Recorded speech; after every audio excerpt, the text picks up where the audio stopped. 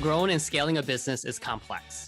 It can be very scary and lonely trying to navigate it all. It comes down to the community of trusted people you surround yourself with. Let's dive in to the Business is People podcast. Hey, Sandy, great to have you back, the CEO of Human Power Solutions. You are the leadership and team culture transition queen. I think you are in high demand these days, helping businesses kind of really figure out what that transition planning is. So I'm really excited to dive into this topic today. Once we knew this week that we heard about the new mandate to not wear masks, right? So what's the, news or buzz, or what are you hearing from leaders about this new mandate? How does this affect someone's business? We're hearing everything from across the board. It's actually pretty exciting in some ways, scary in other ways, and it's been really interesting. Some of my clients, we've scheduled virtual trainings, remote trainings over Zoom, and they're like, can you go live now? And so there's some clients and some owners are like, no, we just want to get back to normal. We're ready to go.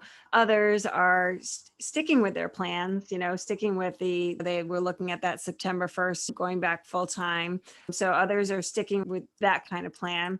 And others are staying remote. Some of our facilitators are excited to get back in front of people. Others facilitators are not excited to go back in front of people. So we're seeing a bunch of different reactions to this. I myself, fully vaccinated, I feed off of being around people. So I'm very excited to move forward. But we all need to be mindful about where everyone is, the state of everyone's minds right now. So we're hearing it all. What's the number one thing that just keeps bubbling to the top that you hear leaders or owners or concerns about? The concerns really are how to manage. I think we talked about this last time, how to manage everyone's emotions around all of this and being respectful and mindful of the different viewpoints, the political viewpoints, the fears about the medicine, the science, all that stuff. We're really hearing a lot about the empathy for leaders and how we're going to do this. And I think with this accelerated timeline, there's a little bit of a scramble going on to get this figured out. And some are saying we're coming back regular, and others are saying, no, we're not. What are the common emotions that you're hearing? Everything's uncertain. Excitement, I think that emotion is there, but there's a bit of uncertainty with the warm weather's here and it's probably going to be a great summer and people are going to be out and about doing their thing. What happens in the fall? What happens when the fresh air isn't flowing in their houses and in the offices and things like that? So I'm hearing a lot of this.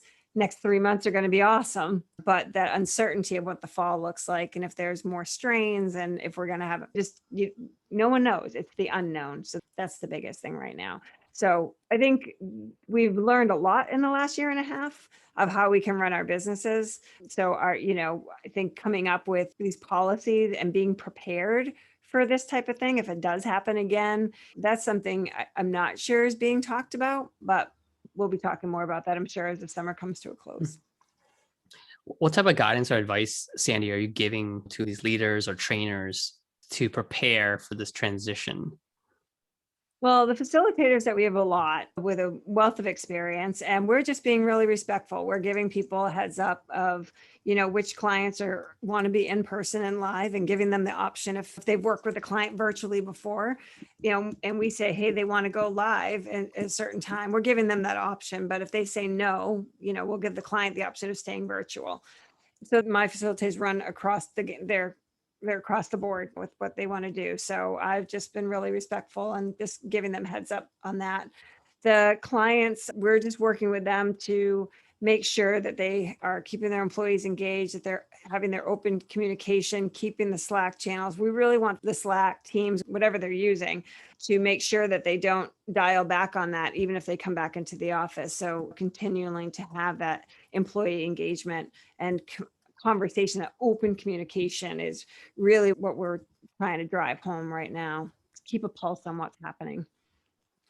I like the fact that you brought up Slack. We've been using Slack forever prior to the pandemic, and we've actually created more Slack channels and building out like processes and SOPs for clients and even creating communities really at the end of the day, like creating these different communities. Mm-hmm. What type of advice or how are you leveraging or utilizing a tool like Slack?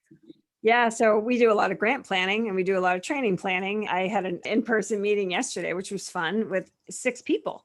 at the same company. And there's, the HR person, the CEO, the CFO, the head of training, all of it, right? And everyone has their own ideas. So, I said, I'm going to create a Slack channel for us so that we can all collaborate and we don't have to go back and forth via email. You can drop your ideas in the channel and we'll be able to have this ongoing conversation. So I knew nothing about any of this kind of technology prior to March of 2020, but it's really helped to maintain our communication with our clients. And then our staff is able to go in to see what's happening and see what they need to be doing to push these initiatives forward. So it's been a godsend. And we use Dropbox for sharing documents and things like that for bigger scales projects.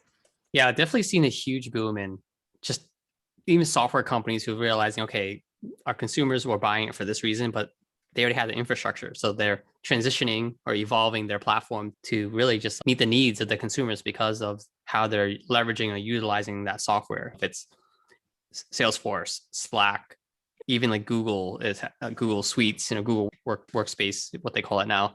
So we're seeing this evolution. And I think we're also hearing too, a lot of folks in the tech space are getting burnt out because I think they're needing to work 15 times their capacity because of this digital transformation boom, right? Yeah. Yeah. And Uh, even payments on my facilitators, we're not writing checks, we're Venmoing, so it's even those kinds of things. So we're able to pay our facilitators every single week right through Venmo. It's great. I mean, the speed at which we can do things and not having receivables and invoices and all that stuff. It's been great. It's been fantastic. we're hearing a lot of people are hesitant going back to work. They're like, what, I'm comfortable. I like being fully remote and I'm used to it now. Now my company wants me to come back either full-time or part-time or hybrid. And I don't want to do that. I'm not ready. So what do you say to leaders and business owners if that's what they're running into with their team members? Yeah, we're basically saying, listen to them, have a conversation, ask why. And if they're being productive, who cares? I mean, really, it's looking at their productivity if they're working, but they're trying to take care of their kids or elderly parent or something like that. And they've proven that they can work remotely. You can certainly insist upon a couple of days a week, but we're just talking to leaders and just saying, just listen, talk to them, have a conversation, explain your point of view, why. And if that's a hard and fast thing for you as a leader, in the end, it's your company. But if they're a good employee and they're producing and they're doing well, working remotely, and it really works for them, is there really a harm in it? Now, some people could say, yeah, because of the team. There's not so much of that team company culture. So there's a lot of arguments for and against it. But I guess each company has a different culture and it's very individualized. But our biggest thing is have a conversation and just listen to find out why and make your decisions from there. I'm also hearing too, which I'm sure you're hearing the same thing, Sandy, private run companies. Should I mandate? Should I tell people they have to get vaccinated versus now? How do you navigate that type of conversation? It's a tough one. That's a tough one. Again, it's having those conversations, getting the pulse of your entire staff and what people are feeling, what safety precautions do you have in place? And in the end, it's your company. So if you're mandating it and you want to mandate it, you want to keep everybody safe in that manner, then that's really your call. It's kind of like the mask issue, right? So they're lifting it, but private companies can say, nope, you can't come in without a mask. And again, it's really up to them. But again, so much of it is talking, your reasoning why, and allowing people. And if they don't want to get vaccinated and if they have the ability to work from home, keep them home. Don't bring them back. If that's your view. Ultimately, eventually, this is going to affect the culture, right? Because your culture is your people. And this is something we focus on a lot when we're helping businesses with branding and positioning is we're trying to prepare. Are we going to have to be prepared for new messaging? Is the culture changing? Is the core values going to change? Things like that, because you have to reassess that, right? Because you got to make sure everyone's aligned. You got to make sure internally is strong first, because it's going to show if no one's aligned on the culture. Externally, the output and even the client relations might have some detrimental effects if leaders don't get ahead of it now and really understand what they have to do to empower and make their employees feel safe. Right. And that's the bottom line. So I think in this, messy middle, like we talked about in the last time, it is a messy middle. we're asking and talking with our leaders and the management teams, be flexible, try not to be black and white, even though it feels like we're going to be able to just kind of go back to normal. Think about things of what's happening now. There's more traffic now. There's more commute time. They're going to rebel against sitting in traffic for 2 hours to get to work. It's not, people are used to, as long as they're productive, they're used to not having to deal with all of that. So there's going to be some pushback on some things. And just, if you can be flexible, the more flexible and giving you are, the more you're going to, but you also have a business to run. So there's just a fine line, and Yep. nothing's perfect. So. Yeah, this is amazing. I'm looking forward to, because you're right in it. You have the pulse. Love to kind of, as you're doing the trainings, doing the learnings. Can't wait for you to share all those insights as we do more and more these podcasts together, Sandy. So what's the best way for people to get a hold of you if they have any questions? They can call us at 617-575-9959, or you can reach my email at sandraK@hpowersolutions.com. Awesome. Well, thanks for your time today, and we'll connect soon. Thanks. Have a good day.